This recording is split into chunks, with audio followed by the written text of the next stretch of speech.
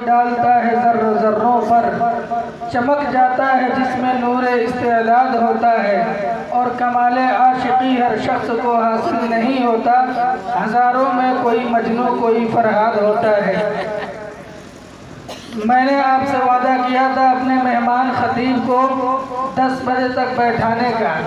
मैं अपने इस वादे के मुताबिक 2-4-10 मिनट इधर उधर, अब मैं उनको बैठाने से पहले आपसे एक बार फिर मैं अदबन दरख्वास्त करूंगा कि जो लोग दाएं बाएं इधर उधर टहल रहे हैं या खड़े हैं, आए मजमे के अंदर बैठ जाएं और ज़मीन पर बैठने में आप आर महसूस न करें, क्योंकि मैंने अपने बड़ों से सुना है कि तख्त पर बैठने वाला चौकीदार होता है तो ज़मीन पर बैठने वाला ज़मींदार होता है। तो आइए ज़मींदारी का सबूत देते हुए आप तशरीफ़ रखें। अब मैं उस अजीम ख़तीब के बारगाह में पहुँचने की जसारत कर रहा हूँ, जो तवाज़ो, आजिज़ी और इंकिसारी का हसीन पैकर है, फ़न्ने खिताबत का बाताज बादशाह और शहसवार है, जो जिसने सूबे बिहार के अंदर फ़न्ने खिताबत के ज़रिए से अपनी एक मकाम और एक पहचान बनाई है, जिसको सुनने के लिए हर अवाम व ख़वास हमातन गोश होते हैं। मैं बग़ैर किसी तमहीद व ताख़ीर के मैं दरख्वास्त करूँगा आलिम बाकमाल हज़रत मौलाना अब्दुल वहीद साहब कासमी दामद बरकातुहुल आलिया से इस शेर के साथ, जो आला ज़र्फ़ होते हैं हमेशा झुक के मिलते हैं, जो आला ज़र्फ़ होते हैं हमेशा झुक के मिलते हैं, सुराही सर निगू होकर भरा करती है पैमाना। अब हज़रत मौलाना तशरीफ़ ला चुके हैं। आप हज़रात पूरे दिल जमई के साथ तशरीफ़ रखें और हज़रत मौलाना के बयान को दिल के कानून से सुने, अमल की नीयत से सुने। हज़रत मौलाना माइक पर।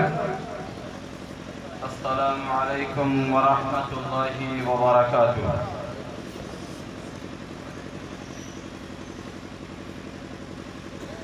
मेरे ख्याल से सलाम भोजपुरी में नहीं होना चाहिए, आप सबको समझ में आ जाना चाहिए।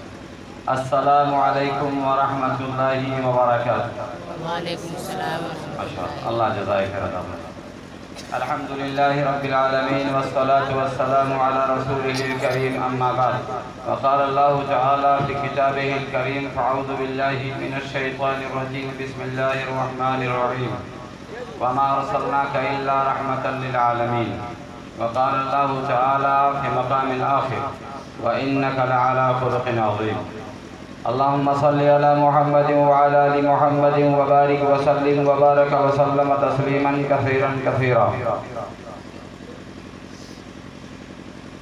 वो नबियों में रहमत लक़ब पाने वाला, मुरादें गरीबों की बरलाने वाला, मुसीबत में गैरों के काम आने वाला, वह अपने पराए का गम खाने वाला, फ़कीरों का मलजा, ज़ईफ़ों का मावा, यतीमों का वाली, ग़ुलामों का मौला, ख़ताकार से दरगुजर करने वाला, बदंदेश के दिल में घर करने वाला, कबाइल का शीरो शकर करने वाला, मफासिद का ज़ेरो ज़बर करने वाला, उतर कर हिरा से सुबह कौम आया और एक नुस्खे की मियाँ साथ लाया। वो बिजली का कड़का था या सौत हादी, अरब की ज़मीं जिसने सारी हिला दी, नई एक लगन दिल में सबकी लगा दी, एक आवाज़ में सोती बस्ती जगा दी। बड़ा हर तरफ और ये पैगाम हक़ से कि गूंज उठे दश्तो जबल नाम हक़ से, ये सुनते ही थर्रा गया सारा गल्ला, गिराई ने ललकार कर जब पुकारा कि है ज़ात वाहिद इबादत के लायक, ज़बान और दिल की शहादत के लायक, उसी के है फरमान ख़ात के लायक, उसी की है सरकार खिदमत के लायक। लगाओ तो लो उससे अपनी लगाओ, झुकाओ तो सर उसके आगे झुकाओ, मुबर्रा है शिरकत से उसकी खुदाई, नहीं उसके आगे किसी की बड़ाई। मेरे दोस्तों और बुज़ुर्गों, स्टेज पे तशरीफ़ फरमा मुअज़्ज़ज़ व मुवक़्क़र उलमाए किराम, बिलख़ुसूस हज़रत मौलाना मुफ्ती सईद अहमद साहब दामद बरकातुहुम, वो हमसे पहले ख़तीब अव्वल हज़रत मौलाना वहीदुज़्ज़मा साहब मद्दज़िल्लहुल आली, वो दीगर तमाम वो हमदर्दाने कौम मिल्लत जिनके सीनों में ये भूख उठी कि हमारी कौम बेराह रवी की तरफ जा रही है, इनको राह रास्त पर कैसे लाने की कोशिश की जाए। इस बुनियाद पर आपको जोड़ने की उन्होंने कोशिश की और हमारे नाज़िम जलसा जनाब हाफिज़ इरशाद का नाम अगर मैं इसको तो बता दें, इन्होंने बड़ी कोशिश की कि आपको जोड़ सकें, लेकिन लगता है कि इनकी कोशिश नाकाम रही। अब एक कोशिश मैं करके देखता हूँ, शायद मैं नाज़िम जलसा का ताउन कर सकूँ, शायद मैं आपके दिलों पे दस्तक दे सकूँ और आपको मैं आवाज़ दे सकूँ कि ज़रा अर्श से फर्श पे आ जाइए। उधर उधर जो बैठे हुए हैं, मेरी गुजारिश है अगर आप एक ही पार्टी के लोग हैं तो आ जाएं, और बीच में जो जगह खाली है तो आप ज़रा मिल के बैठे। अगर कोई ज़ाती दुश्मनी भी हो तो आज भुला दीजिए, बाद में फरिया जाएगा।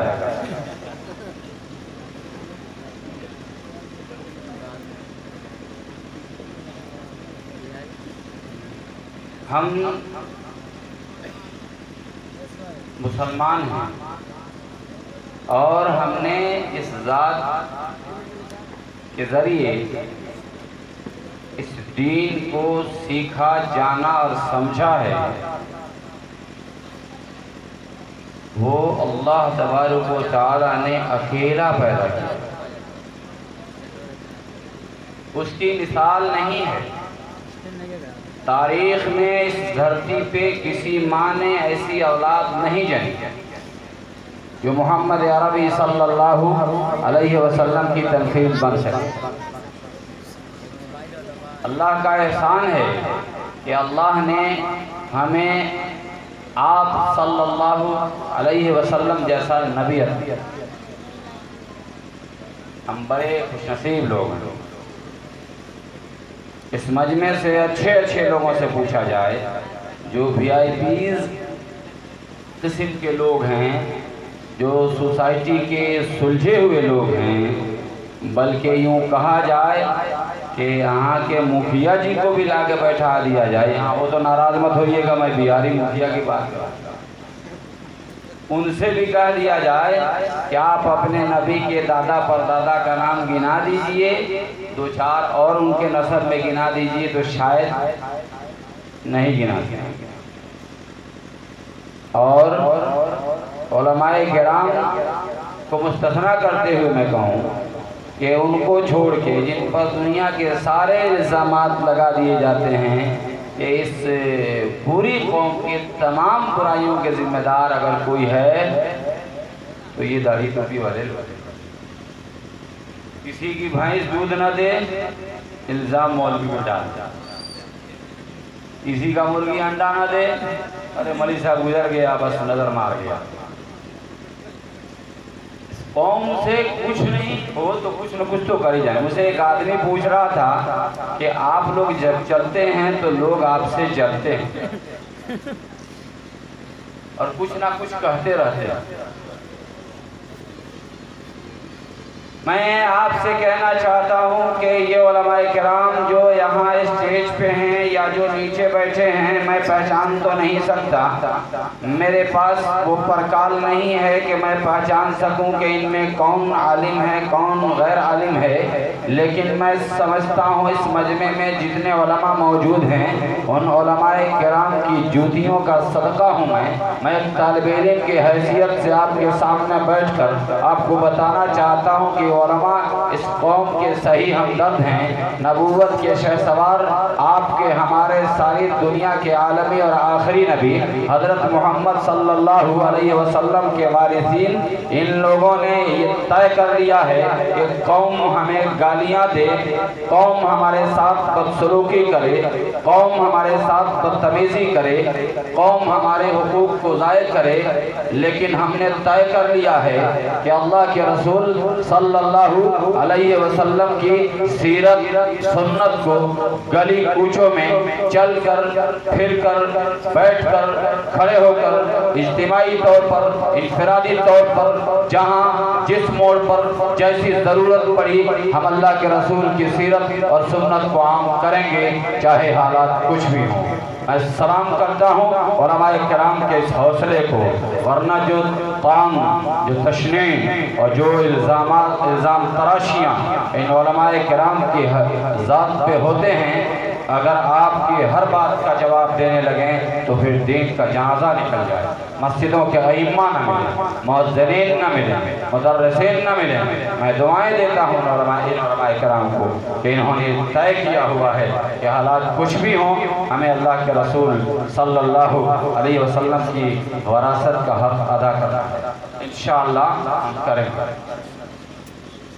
मैं इबादत के तौर पर, हमारे नात खान नात पढ़ते हैं, मुझे नात पढ़ने का नशा तो है लेकिन आवाज़ अच्छी नहीं है। मैं जहाँ नात पढ़ता हूँ अच्छे अच्छे लोग भाग जाते हैं। पता ना आप लोग झेल पाएंगे कि नहीं झेल पाएंगे। मैं नात के तौर पे नसब गिनाता हूँ। मैंने अभी कहा था कि अल्लाह के रसूल सल्लल्लाहु अलैहि वसल्लम का नसब अच्छे खासे लोग भी नहीं गिना पाएंगे।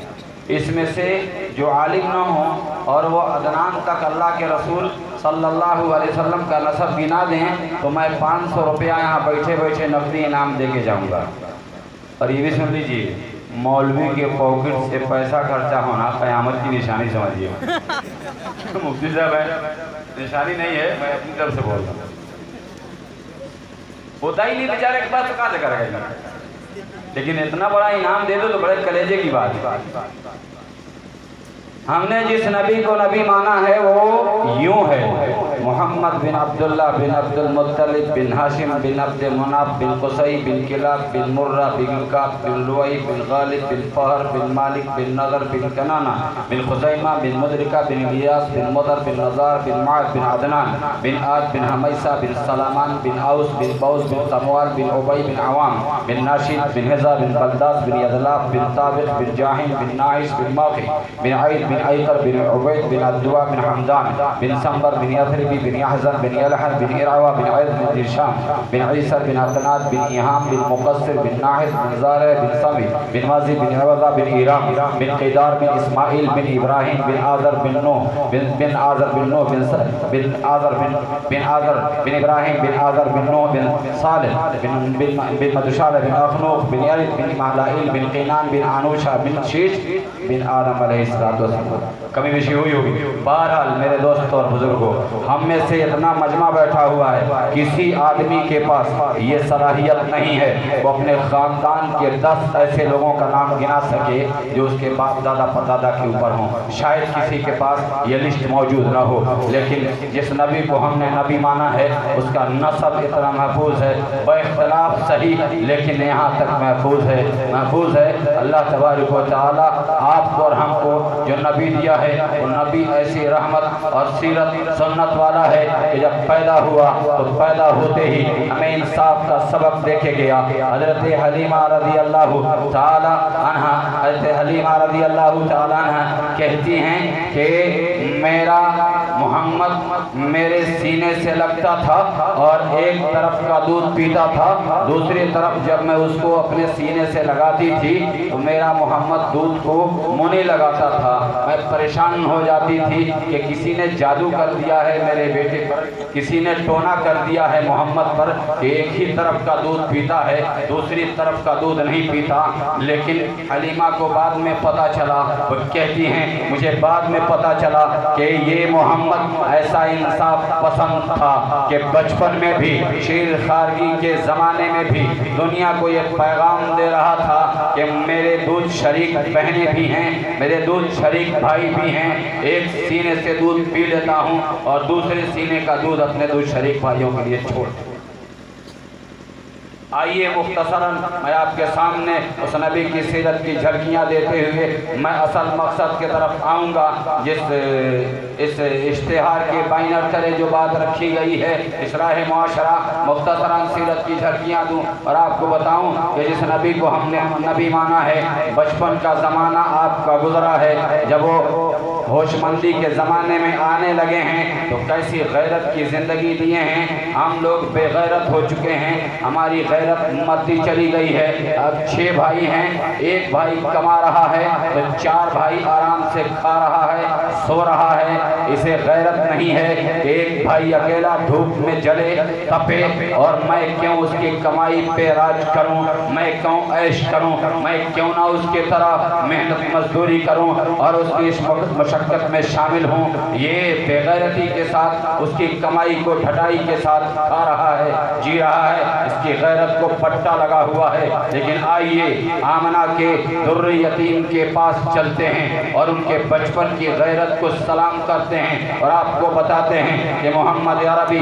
सल्लल्लाहु अलैहि वसल्लम बचपन के ज़माने में थोड़े से होश में आए थे, चचा की परवरिश में पल रहे थे तो चचा ने किस अंदाज में परवरिश किया, अपने भतीजे को भतीजा नहीं बेटा समझ के पालने की कोशिश की, कोई बोझ ना डाला। लेकिन आपने कहा चचा आप शाम में तिजारत के लिए जा रहे हैं? हाँ बेटा मैं तिजारत के लिए जा रहा हूँ। कहा मुझे भी लेते चले। बेटा तू क्या करेगा? कुछ नहीं करूँगा, तो आपके ऊँट को घास डाल दूंगा। कुछ नहीं करूँगा, आपके ऊँटों को पानी पिला दूंगा, इन ऊँटों को चरा दिया करूँगा। ये बताना चाह रहे हैं आपको, हमको, इस दुनिया के चौधरियों को कि सुनो गैरत के साथ जीना है। चचा पर बोझ नहीं बनना चाहते थे, कम से कम कुछ नहीं कर सकते थे तो किसी काम में हाथ तो बटा दें, 2 कदम और आगे बढ़िए। जवानी के आलम में जब कदम रखते हैं मेरे दोस्तों और बुजुर्गों, मैं बड़ी जल्दी के साथ वहां पहुंचना चाहता हूं जहां आपको पहुंचा के मैं इस जलसे का नक्शा आपके जहन में डाल देना चाहता हूं, इसका मिशन आप तक पहुंचा देना चाहता हूं। ये मिशन क्या है? जवानी के दहलीज पे कदम रखते हैं जहां हर एक की जवानी जाने के बाद बहकने और फिसलने लगती है। ये दुनिया का सबसे पाक दामन इंसान, ये नूरानी जवानी वाला शख्स जवानी के दहलीज पे कदम रखता है। 25 साल भरपूर नूरानी जवानी है, लेकिन मक्के की धरती पर कोई माई का लाल ये साबित नहीं कर सकता कि मोहम्मद की निगाहें कभी गलत किसी की बेटी बहू पे पड़ी हो। हम मोहम्मदी हैं, हम अपना जायजा ले लें। इमाम हैं, मुअज्जिन हैं, मुक्तदी हैं और मुखिया जी, वार्ड साहब, सदर साहब, सेक्रेटरी साहब सब सुन लें और मौलाना साहब, मुफ्ती साहब, हाजी साहब, हाजी साहब, नमाजी साहब, तो कदम और चलिए, पाजी साहब सब सुन लीजिए। आप सबसे कह रहा हूँ एक तरफ अपनी ज़िंदगी का जायज़ा लीजिए, अपनी जवानी का जायज़ा लीजिए, दूसरी तरफ हज़रत मोहम्मद सल्लल्लाहु अलैहि वसल्लम की भरपूर जवानी का जायज़ा लीजिए कि मक्के की धरती में कोई माई का लाल पैदा ना हुआ है जो कह सके कि मोहम्मद की निगाहों में गलत कुछ समाया है या इसकी नज़रें बदनजरी की शिकार हुई हैं। ऐसा हुआ नहीं है। 25 साल की बफरी हुई जवानी है। एक और पैगाम दिया है आपने, इस मजमे में बैठे हुए एक शख्स ने भी ये तय न किया होगा, सोचा नहीं होगा जो अल्लाह के रसूल ने करके दिखाया है। 25 साल की जवानी है, नूरानी जवानी है और 25 साल का ये खूबसूरत जवान अपनी जवानी सबसे पहले इस औरत को दे रहा है, वो 40 साल की बूढ़ी औरत। तारीख है 40 साल की बूढ़ी औरत से पहली शादी हो गई।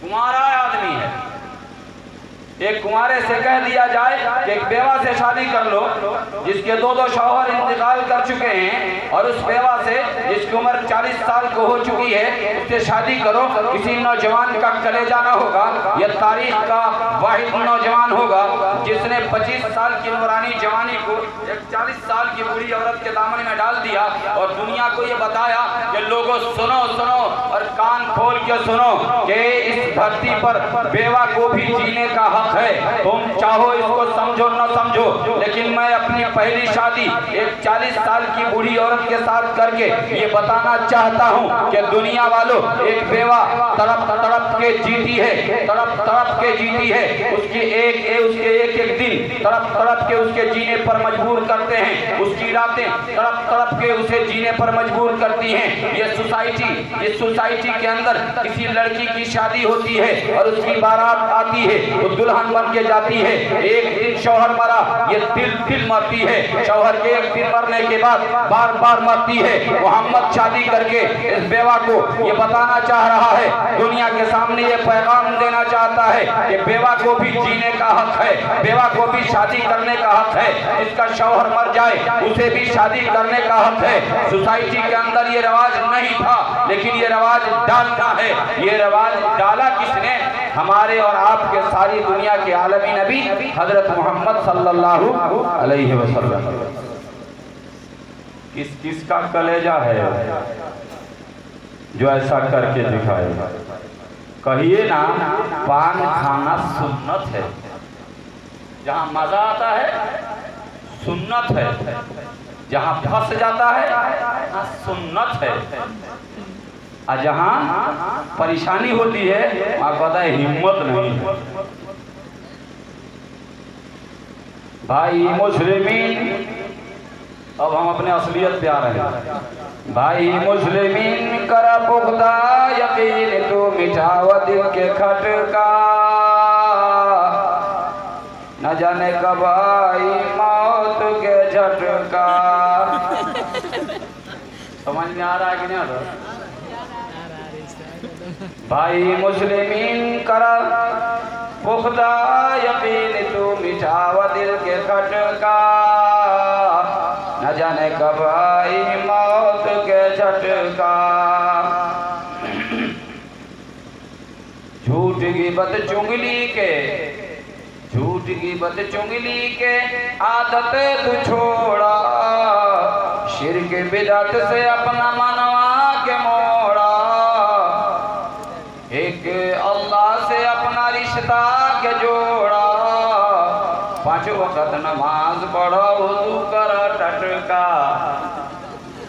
वसिया से काम ना चली, 5 वक्त नमाज पढ़ो वुज़ू कर टटका। भाई मुस्लिमीन कर पुख्ता यकीन, तो मिठावा दिल के खटका, न जाने कब आई मौत के झटका। पानी पिला दीजिएगा हो, कहिए ना यूपी वाले लोग अच्छों को पानी पिला देते हैं, आप क्या हैं? बेटा बेटी औरत में इतना भूलवाड़ा, बेटा बेटी औरत में इतना भूलवाड़ा, 4 दिन के जीवन में कितना भूलवाड़ा। बेटा बेटी औरत में इतना भूलवाड़ा, 4 दिन के जीवन में।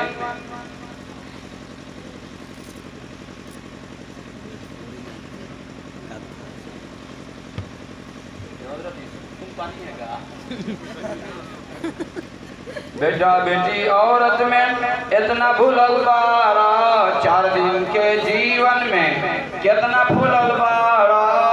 सच बात कहला से बड़ा खिसियाला,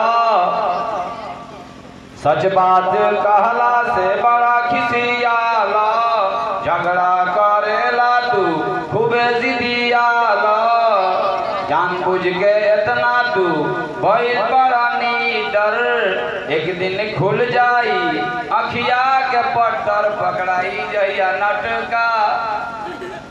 भाई मुस्लिमीन करा पुख्ता यकीन, तो मिठावा दिल के खटका, न जाने कब आई मौत के झटका। हाओ हाओ दुनिया के दौलत कमैला, हाओ हाओ दुनिया के दौलत कमैला। इधर पता ना आर छटाता है कि नहीं छटाता है, खेत में हमारे बिहार में हपाहप मारता है, इतना छाटता है कि 1 साल में 2-4 धूप बढ़ा लेता है।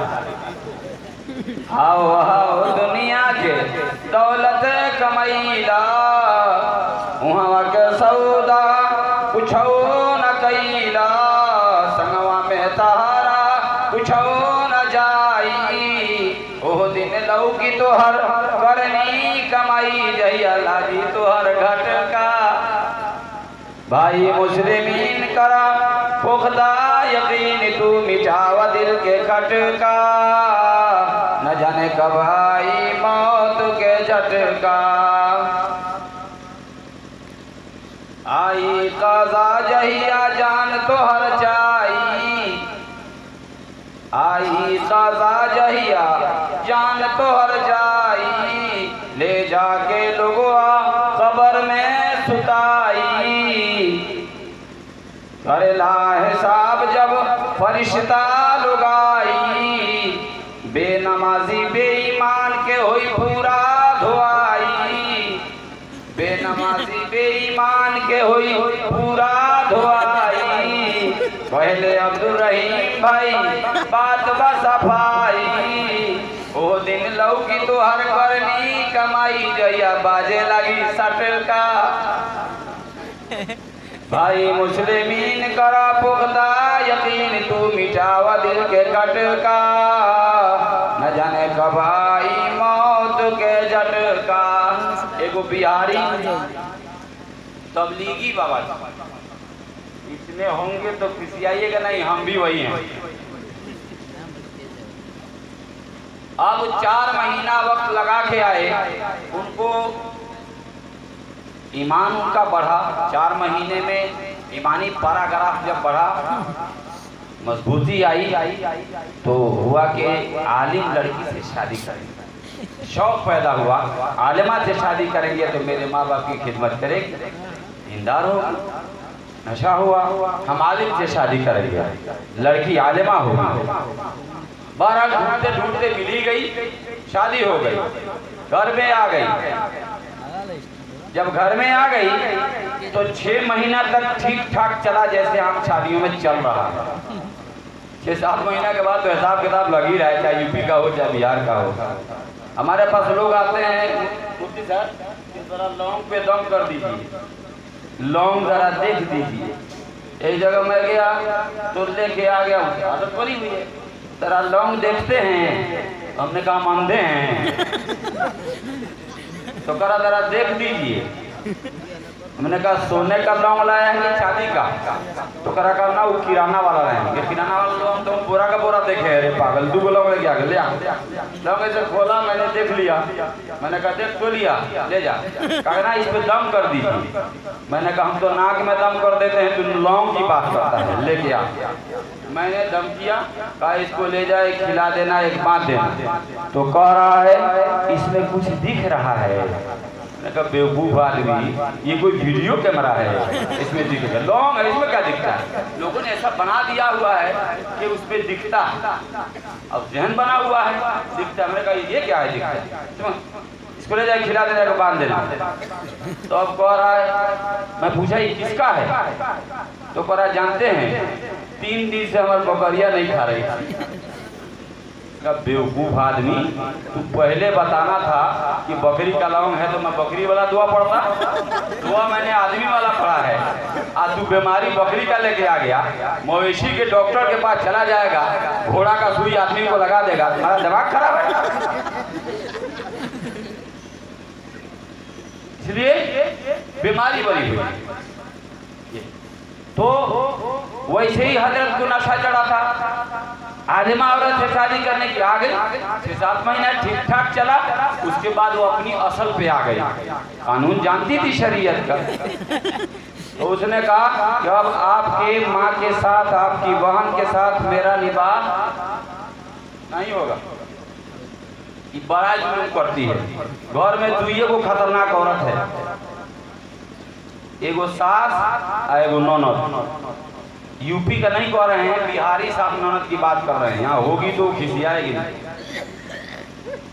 हमारे यहाँ सिस्टम ऐसा चल रहा है, यहाँ पता ना शरीफ लोग हैं, यहाँ का कुछ होता होगा।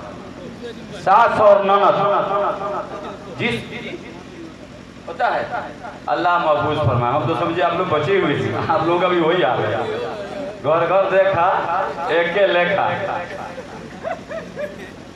सास और ननद जिस घर में अच्छी मिल गई, बहू को लगा के सास मेरी माँ है और भाभी को लगा के ननद मेरी बहन है। इस एतबार से रिश्ते अगर घर में मिल गए तो ये समझिए कि वो बीवी घर के लिए जन्नत का नमूना बने और वो घर को जन्नत बना देगी। लेकिन जहाँ ये दोनों किरामन कातिबीन के तरफ पीछे पड़ेगी, वो भी अपना रंग दिखाना शुरू करेगी। और ये सब बेदीनी की वजह से होता है, बदअखलाकियाँ वहीं से आती हैं, हमने सीखा। 12 मैं जो कह रहा था कि 6 महीने के बाद इसने अपना शुरू किया कि मैं आपकी माँ के बहन के साथ रिश्ता नहीं निभा सकती। क्या कहती हो? कहा ये मेरा शरई हक है। कानून जानती थी शरीयत का, मौलवी लोग सब छुपाता है, आज मैं बता देता हूँ। शरई हक है, बीवी को उसका अलग घर लेके देना शरई हक है। हमारे यहाँ भी लोग अलग होते हैं, लेकिन हमारे यहाँ अलग तब होते हैं जब कुर्ता पैजामा फाड़ फूल के रेडी हो जाते हैं। तू कदम और आगे बढ़िए तो बेटा बाप का कपार फाड़ देता है, भाई भाई का कपार फाड़ तो और बर्दाश्त लिखे हो तो बल के हो जाए तो पिटवा के और बल के हो जाए। खुदा का बंदा पहले ही अलग हो जाते हैं, करवाने फुलवाने की जरूरत नहीं, सारा सिस्टम खराब कर तो अलग हो जाए। तो शरीयत ने कहा पहले ही अलग कर दो, उसको अलग घर दे दो, नहाने में आजाद, खाने में आजाद, रहने में आजाद, बेटा बहू अलग रहे। ये सिस्टम हो, शरीयत का सिस्टम है। मुफ्ती साहब बताएंगे तो लोग कहेगा नया नया फतवा दे रहे हैं। शरीयत शुरू से आपने समझा नहीं जाना। बहरहाल उसने कहा कि मेरा अलग घर लेके दीजिए, आपके इन फैमिली के झमेलों में मैं नहीं रहना चाहता। बहुत तंग हो गए, 6-7 महीना मैंने झेल लिया, अब आगे बर्दाश्त नहीं होती। वो पड़ गया मुसीबत में, वो तो जमाती आदमी ज्यादा जानने वाला है नहीं। 4 महीने लगाने के बाद मुफ्ती सईद साहब से मुकाबला शुरू कर दो। अरे हम तो आगे ही सीखे। अरे जिस मुफ्ती ने अपनी जिंदगी खपा दी है, उसकी जूतियों में 40 महीना लगा के भी मुकाबला नहीं कर सकते। सारी जिंदगी लगा लो तबलीग में, लेकिन उलमाए किराम की जूतियों में बैठना पड़ेगा तब जाके इल्म आएगा। आसान नहीं है। जितना आसान होता तो फिर अगर होता जमाने में हुसूल इल्म बेमेहनत, तो बस सारी किताबें एक जाहिल धो के पी लेता। और इसमें औरतें मुफ्तियां हो जाती, क्योंकि ये बड़ा माहिर है पीसने। बहरहाल उसने सोचा अब तो परेशान हो गया, माँ बाप की खिदमत कौन करेगा? हालांकि बेवकूफी है, माँ का दूध बीवी ने नहीं पिया है, बेटे ने पिया है। तो माँ की खिदमत कौन करेगा? बेटा करेगा। बाप की जमीन जायदाद, उसके घर का वारिस कौन है? बेटा है। तो बीवी की खिदमत करेगी, बीवी की कपड़ा धोगी। अच्छा, बहन भी अगर आ जाती है मैं अपने ससुराल से मैं के, तो वो भी लगता है एकदम थानेदार भी बनी हुई है, सारा कपड़ा लाके निकाल कर अपना भी बच्चों का भी डाल देती है भाभी पीछे। ऐसे लगता है जैसे घर में धोबन ला के रखी है, उसको भी पता नहीं है। ये जुल्म इस सोसाइटी में हो रहा। और ये फैमिली, जो ज्वाइंट फैमिली में लोग जी रहे हैं, उनको पता है कि इनकी ज्वाइंट फैमिली का कंडीशन क्या है, कैसे हालात हैं। मुस्कुराते हुए घर में दाखिल होते हैं, लेकिन मुंह बनाते हुए घर से बाहर निकलते हैं। देखिएगा सुबह सुबह कैसा चेहरा बना होता है हजरत का। ज्वाइंट फैमिली वाले लोगों का क्या हशर होता है, समझ में आया। सारा खाना हजम हो जाता है। बहरहाल अब वो परेशान हुआ तो कहाँ गया? मरकज में चला गया। इसीलिए कहा गया कि अपने बड़ों से राब्ता रखो, अपने उलमा से राब्ता रखो, अपने बड़ों के साथ जुड़ के रहोगे तो फिर फायदा होगा। मरकज में गया, उलमाए किराम से राब्ता किया, हजरात मैं बड़ा परेशान हूँ। कहा क्या हुआ? कहा मैंने आलिमा औरत से शादी किया कि मेरे माँ बाप की खिदमत करेगी और मेरे घर को संभालेगी, दीनदारी उसके अंदर होगी, वो शरीयत के उमूर को जानती होगी, मेरे घर को संभालेगी, लेके चलेगी, रिश्तों को निभाएगी। क्या हुआ? 6 महीना तक तो